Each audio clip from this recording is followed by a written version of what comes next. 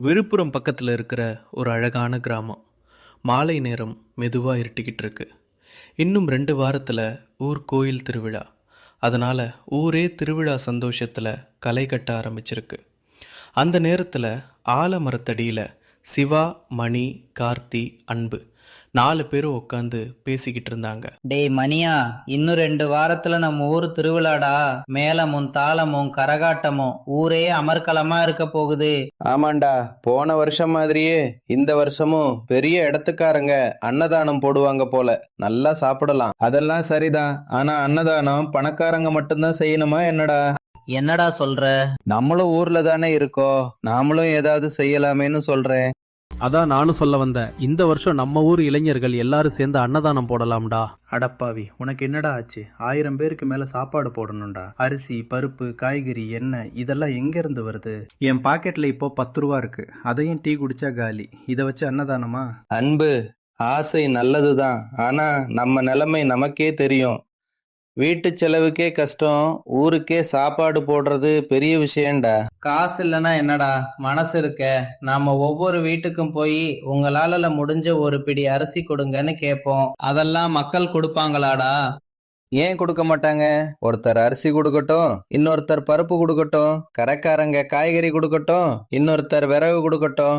ஆளுக்கு கொஞ்சம் கொஞ்சமா சேர்ந்தா பெரிய அன்னதானமா ஆகிடாதா? சரி, முடிஞ்சது. நாளைக்கு காலையில இருந்து நம்ம வேலை ஆரம்பம். நம்ம ஊரு திருவிழால நம்ம கையால சாப்பாடு போடுறோம். அந்த ஆலமரத்தடியில் 4 பேர் சேர்ந்து எடுத்த அந்த சின்ன முடிவு அடுத்த சில நாளில் ஒரு பெரிய ஊரையே ஒன்றா சேர்க்க போகுதுன்னு அப்போ அவங்களுக்கே தெரியல. ஊர் சொந்தங்களே, அக்கா, அண்ணன், வர்ற திருவிழாவுக்கு நம்ம இளைஞர்கள் சார்பா அன்னதானம் பண்ண போறோம். உங்களால முடிஞ்ச சின்ன உதவி ஏதாச்சும் செய்யுங்க. அடா அன்பு, நீங்களா அன்னதானம் பண்ண போறீங்க? ரொம்ப சந்தோஷம்டா. ஆமா அக்கா, காசா இருக்கணும்னு இல்லை, உங்களால முடிஞ்சதை கொடுத்தா போதும். இருங்கடா, வீட்டுக்குள்ள போய் வர்றேன். லட்சுமி அக்கா வீட்டுக்குள்ளே போய் ஒரு பெரிய பாத்திரத்தில் அரிசியும் 100 ரூபாய் பணமும் எடுத்துக்கிட்டு வந்தாங்க. அக்கா, நீங்க கொடுத்தது எங்களுக்கு ரொம்ப பெரிய உதவிக்கா. அடுத்த நாள் காலையிலேயே அன்பு, சிவா, மணி, கார்த்தி 4 பேரும் ஆலமரத்தடியில் வந்து சேர்ந்தாங்க. கையில் ஒரு நோட்டும் ஒரு சின்ன பையும் வச்சுக்கிட்டு வீடு வீடாக போய் உதவி கேட்கலாம்னு கிளம்புற நேரத்தில் எதிரில் இருந்து ஊரு பெரியவர் முனுசாமி ஐயா வந்துக்கிட்டு இருந்தார். டேய் அன்பு, அதோ முனுசாமி ஐயா வராறா, அவர்கிட்ட முதல்ல சொல்லலாமா? சொல்லலாம்டா, ஆனா அவரு கோவப்பட்டாருன்னா நம்மள 4 தெரு கேட்கற அளவுக்கு திட்டுவாரு. நல்ல காரியத்துக்கு தானே போறோம், பயப்படாம சொல்லுங்கடா. ஐயா, ஒரு நிமிஷம் நில்லுங்க ஐயா. என்னடா தம்பிகளா, காலங்காத்தால என்ன கூட்டமா நின்றுகிட்டு இருக்கீங்க? ஐயா, வர்ற திருவிழாவுக்கு நம்ம ஊர் மக்கள் எல்லாருக்கும் அன்னதானம் போடலாம்னு நாங்க முடிவு பண்ணியிருக்கோம். அன்னதானமா? நீங்களா? ஆமா ஐயா. கையில காசு இருக்கா? ஐயா, அதுதான் இல்ல. காசு இல்லாம அன்னதானமா? 1000 பேருக்கு சாப்பாடு போடணும்னா சும்மாவா? அதனாலதான் ஐயா, ஊர் மக்கள் கிட்ட ஆளுக்கு கொஞ்சம் கொஞ்சமா உதவி கேட்கலான்னு வந்திருக்கோம். உங்க யோசனை நல்லா இருக்கு. காசு இல்லாதவங்க நல்ல காரியம் செய்யக்கூடாதுன்னு யாரு சொன்னா? ஐயா, நீங்க எங்களுக்கு துணையா இருந்தா போதும். நான் துணையா மட்டும் இல்லடா, முதல் உதவியே நான் தான் பண்றேன். நிஜமாவா ஐயா? ஆமாண்டா, என் வீட்ல இருக்கிற ஒரு மூட்டை அரிசிய நான் தர்றேன். நாளைக்கு வந்து எடுத்துக்கோங்க. ஐயா, ரொம்ப நன்றி. இதுவே எங்களுக்கு பெரிய தைரியம். முனுசாமி ஐயா கொடுத்த அந்த ஒரு மூட்டை அரிசி அந்த 4 இளைஞர்களுக்கும் பெரிய நம்பிக்கையை கொடுத்துச்சு. அதுக்கப்புறம் அவர்கள் ஊரில் ஒவ்வொரு வீட்டாக போக ஆரம்பித்தாங்க. கந்தசாமி தள்ளுவண்டியில் தக்காளி, வெங்காயம், கத்தரிக்காய், முருங்கைக்காய் என எல்லா காய்கறிகளையும் எடுத்துக்கொண்டு தெரு தெருவாக விற்று கொண்டு செல்கிறார். என்ன கந்தசாமி அண்ணா, காலையிலே வண்டியை தள்ளிக்கிட்டு கிளம்பிட்டீங்களே, எப்படி இருக்கீங்க? நல்லா இருக்கேன்பா மணி. பொழப்பு நம்மள சும்மா விடுமா? சூரியன் உதிக்கிறதுக்கு முன்னாடியே நம்ம வண்டி கிளம்பிடணும். அண்ணே, நம்ம ஊர் திருவிழாவுக்கு அன்னதானம் பண்ண போறோம். அப்படியா? நல்ல விஷயம்டா. உங்களால முடிஞ்ச காய்கறி உதவி கொஞ்சம் பண்ண முடியுமா அண்ணே? கொஞ்சமா? ஏன்டா கொஞ்சம் கேக்குறீங்க? தக்காளி, கத்திரிக்காய், உருளைக்கிழங்கு, வெங்காயம் எல்லாம் நான் தர்றேன். அண்ணே, நிஜமாவே சொல்றீங்களா? ரொம்ப நன்றி அண்ணே. ஒரு வீடு அரிசி கொடுத்தது, இன்னொரு வீடு பருப்பு கொடுத்தது, சிலர் எண்ணெய் கொடுத்தாங்க, இன்னும் சிலர் விறகு கொடுத்தாங்க. இப்படி ஒவ்வொரு வீட்டில் இருந்தும் கொஞ்சம் கொஞ்சமாக பொருட்கள் சேர ஆரம்பிச்சது. டேய் அன்பு, நம்ம நினைச்சதை விட நிறைய பொருள் சேர்ந்துருச்சுடா. ஆமாண்டா, ஆரம்பத்தில் என் பாக்கெட்ல 10 ரூபா இருந்தது. இப்போ பாரு, நம்ம கிட்ட ஒரு ஊரே இருக்கு.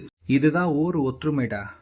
நம்ம காசுலேருந்து கவலைப்பட்டோம், ஆனால் ஊர் மக்கள் மனசு இவ்வளவு பெருசுன்னு இப்பதான் புரியுது. அந்த நாளோட முடிவில் பஞ்சாயத்து மண்டபத்தில் அரிசி மூட்டைகள், பருப்பு பைகள், காய்கறிகள், விறகு என அன்னதானத்துக்கு தேவையான பொருட்கள் குவிய ஆரம்பிச்சது. அந்த நேரத்தில் ஊரில் பெரிய பணக்காரரான தனசேகரன் அங்கே வந்தார்.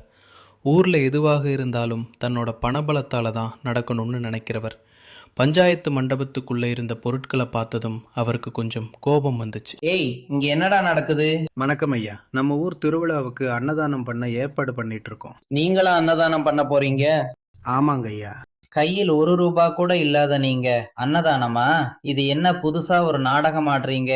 ஐயா, காசு இல்லைனாலும் ஊர் மக்கள் மனசு இருக்கு. அதெல்லாம் எனக்கு தெரியாது. இந்த மண்டபத்துல பொருட்களை வச்சுக்க உங்களுக்கு யார் அனுமதி கொடுத்தது? ஐயா, முனுசாமி ஐயா தான் அனுமதி கொடுத்தாரு. அவரா? சரி, பாத்துக்கலாம். அவ்வளோ சொல்லிட்டு தனசேகர் அங்கேருந்து கிளம்பிட்டார். ஆனால் அவரோட முகத்தில் இருந்த கோபத்தை பார்த்த இளைஞர்களுக்கு ஏதோ பிரச்சனை வரப்போகுதுன்னு தோணுச்சு. அடுத்த நாள் காலையில் இளைஞர்கள் பஞ்சாயத்து மண்டபத்துக்கு வந்தப்போ அங்கே பார்த்த காட்சி அவர்களை அதிர்ச்சியில் ஆழ்த்திச்சு. டேய், கதவுக்கு வேற பூட்டு போட்டிருக்கடா. என்னடா சொல்கிற? நேற்று நம்ம போட்ட பூட்டு இல்லடா. அடப்பாவி, உள்ளே நம்ம பொருட்கள் எல்லாமே இருக்கு. தனசேகரன் தான் காலையில வந்து இந்த மண்டபத்தை பூட்ட சொல்லியிருக்காருப்பா. என்ன, நம்ம ஊர் மக்கள் கொடுத்த பொருட்களை உள்ள வச்சுட்டு இப்படியா பண்ணுவாரு? இப்போ என்னடா பண்றது? இப்போ நம்ம யார்கிட்டையும் சண்டை போட வேண்டாம், ஆனால் நம்ம அன்னதானத்தை மட்டும் நிறுத்தவும் மாட்டோம். மண்டபத்தின் கதவு பூட்டப்பட்டிருந்தாலும் அந்த இளைஞர்களின் மனசுக்குள்ள இருந்த நம்பிக்கைக்கு யாராலும் பூட்டு போட முடியல. மண்டபம் இல்லைன்னா கோயில் மைதானத்தில் அன்னதானம் நடத்தணும்னு அவர்கள் முடிவு செய்தாங்க. அடுத்த நாள் அதிகாலை 4 மணி. ஊரே இன்னும் நல்லா தூங்கிக்கிட்டு இருந்துச்சு. ஆனால் கோயில் மைதானத்தில் மட்டும் விளக்கு எரிஞ்சுக்கிட்டு இருந்துச்சு. இளைஞர்கள் சில பேர் ஏற்கனவே அங்கே வந்து பந்தல் வேலையை ஆரம்பிச்சிட்டாங்க. பெண்கள் சமையலுக்கு தேவையான பொருட்களை எடுத்துக்கிட்டு வர ஆரம்பிச்சாங்க. தம்பிகளா, அரிசி நல்லா கழுவி வைங்க, சாப்பாடு நல்லா பதமா வரணும். சரி அக்கா. சிரிப்பும் சந்தோஷமுமா வேலை நடந்துகிட்டு இருந்தாலும் அன்பு மட்டும் ஒவ்வொரு வேலையையும் கவனமாக பார்த்துக்கிட்டு இருந்தான். அவனுக்கு ஒரே எண்ணம் தான், இன்னைக்கு யாரும் பசியோட போகக்கூடாது. அந்த நேரத்தில் தூரத்தில் தனசேகரன் நின்று எல்லாத்தையும் பார்த்துக்கிட்டு இருந்தார். மண்டபத்தை பூட்டுனா இளைஞர்கள் பயந்து அன்னதானத்தை நிறுத்திடுவாங்கன்னு நினச்சிருந்தார். ஆனால் இங்கே நிலைமை வேற மாதிரி இருந்துச்சு. மண்டபம் இல்லைன்னா கூட இவங்க இவ்வளவு பேரை கூட்டிட்டாங்களே.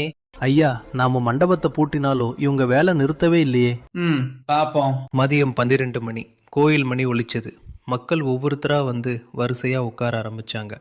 குழந்தைகள், வயதானவர்கள், பெண்கள், ஆண்கள் என மைதானமே மக்கள் கூட்டத்தால் நிறைஞ்சது. நல்லா இருங்கப்பா, உங்க கையால சாப்பிடுறதே சந்தோஷமா இருக்கு. என் வாழ்க்கையில நிறைய அன்னதானம் பார்த்திருக்கேன், ஆனா இவ்வளவு அன்போட சாப்பாடு போடுற பசங்களை பார்த்ததில்லப்பா. பாட்டி, நீங்க சந்தோஷமா சாப்பிட்டீங்கன்னா அதுவே எங்களுக்கு பெரிய விஷயம். நீங்க எல்லாரும் நல்லா இருக்கணும்ப்பா, உங்க குடும்பம் சந்தோஷமா இருக்கணும். உங்க ஆசீர்வாதம் இருந்தா போதும் பாட்டி. தூரத்தில் நின்று இதையெல்லாம் பார்த்துக்கிட்டு இருந்த தனசேகரனோட மனசு கொஞ்சம் கொஞ்சமாக மாற ஆரம்பிச்சது. பணத்தால் எல்லாத்தையும் சாதிக்கலாம் என்று நினச்சிருந்த அவருக்கு அந்த இளைஞர்களோட ஒற்றுமையும் ஊர் மக்களோட அன்பும் ஒரு பெரிய பாடத்தை கற்றுக் கொடுத்தது.